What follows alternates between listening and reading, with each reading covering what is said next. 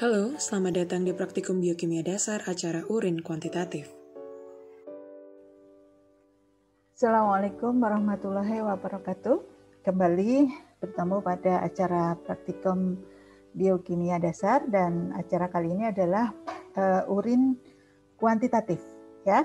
Jadi pada acara ini nanti saudara akan mencoba untuk mengkuantifikasi atau mengukur kandungan salah satu unsur, yaitu nanti saudara akan mengukur klor yang ada di dalam urin. Nah, apa fungsi kuantifikasi di dalam acara urin kualitatif sudah saya sampaikan, bahwa salah satunya adalah untuk melihat ya bagaimana kondisi ternak itu, apakah secara fisiologi itu normal atau ada kelainan atau malfungsi dari salah satu organ atau salah satu sistem yang ada di dalam tubuh.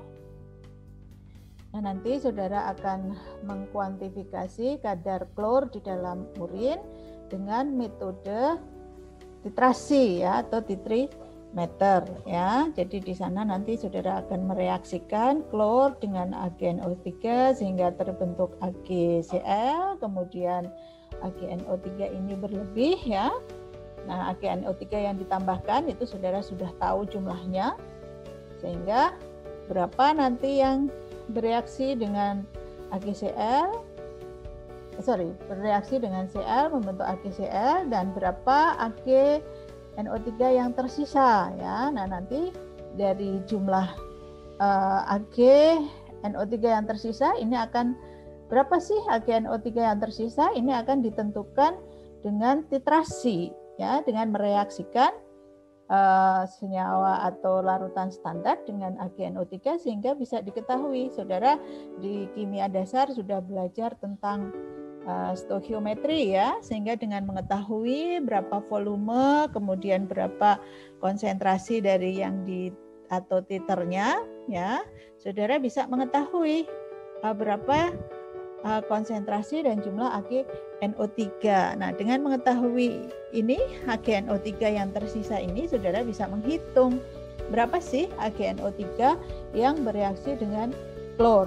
Nah, dari situ saudara nanti bisa menghitung. Nah, rumus-rumus perhitungan dan langkah kerja, kemudian prinsip kerja nanti akan disampaikan pada asistensi oleh asisten ya. Jadi nanti saudara akan melihat atau mencoba salah satu metode untuk kuantifikasi. Nah, metode ini itu bisa diaplikasikan pada beberapa unsur yang lain ya. Jadi kuantifikasi bisa dilakukan dengan spektrofotometer, kemudian juga bisa dengan metode titrimeter, ataupun dengan metode-metode misalnya AS dan lain sebagainya yang mungkin dengan alat-alat teknologi sekarang itu banyak sekali metode tersebut. Nah, prinsipnya adalah pengukuran unsur senyawa yang ada di dalam urin ini untuk melihat bagaimana status fisiologi dari ternak.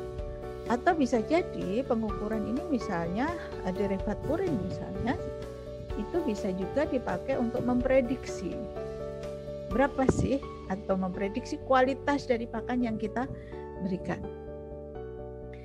Nah, klor di dalam urin ini juga memiliki limit tertentu ya, batas minimum dan batas maksimal yang ada di dalam urin.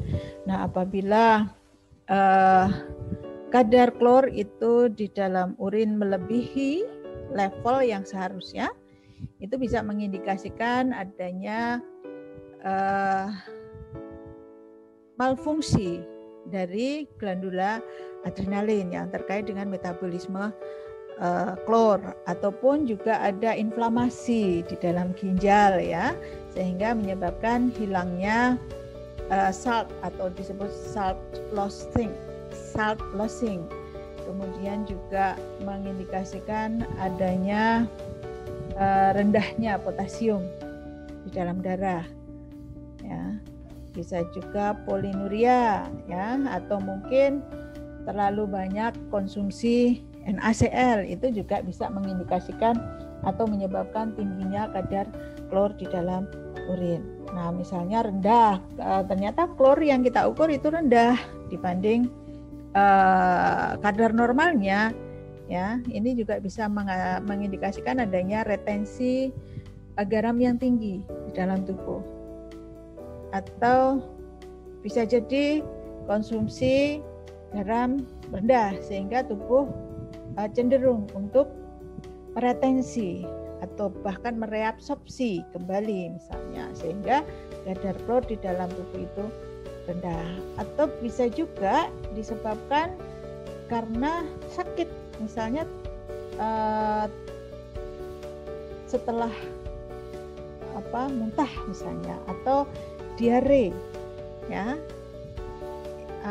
atau berkeringat yang terlalu eksesif misalnya karena sakit, maka kadar klor di dalam darah itu juga akan rendah.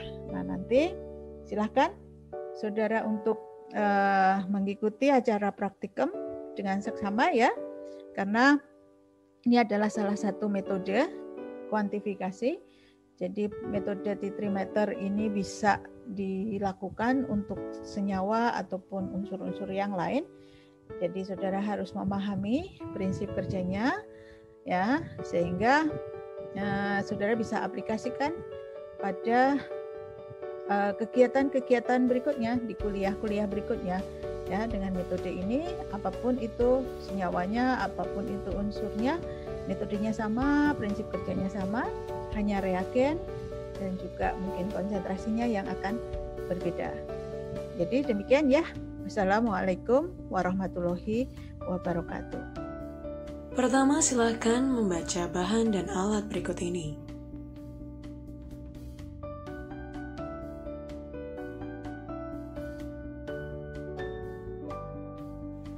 Labu takar 50 ml diisi urin PO dan PFH masing-masing 5 ml.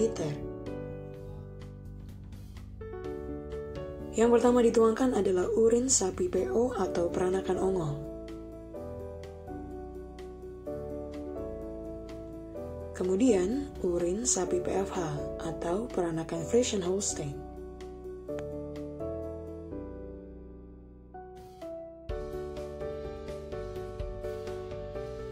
Inilah hasil setelah dituangkan. Lalu isi setiap labu ukur dengan 0,5 ml HNO3 pekat.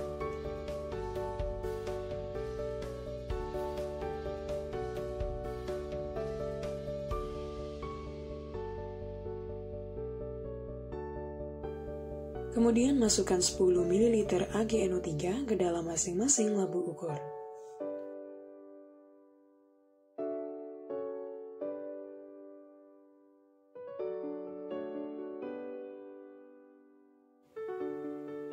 Inilah hasilnya setelah ditambahkan dengan AgNO3. Kemudian diencerkan dengan Aquades sampai tanda pada labu ukur.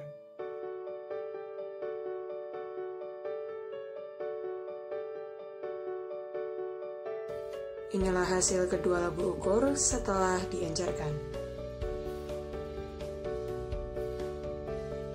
Kemudian, larutan disaring dengan kertas saring dan ditampung ke dalam Erlenmeyer.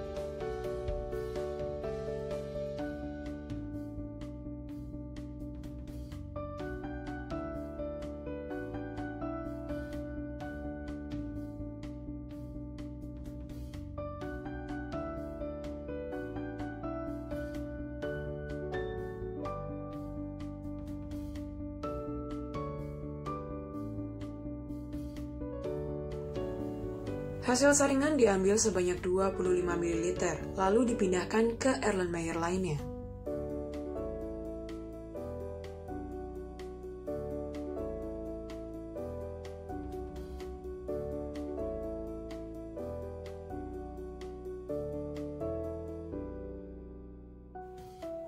Apabila sudah mendapatkan 25 ml, hasil saringan ditambah 2,5 ml indikator aluin.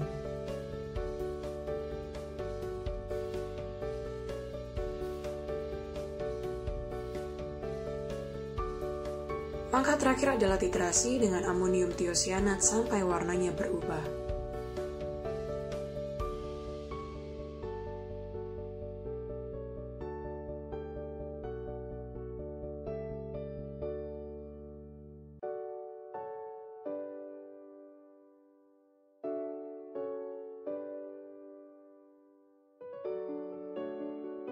Inilah hasilnya apabila dibandingkan sebelum dan sesudah dititrasi. Ini adalah rumus perhitungan kadar klor urin sapi PO. Ini untuk sapi PFA. Terima kasih, selamat menjalankan diskusi.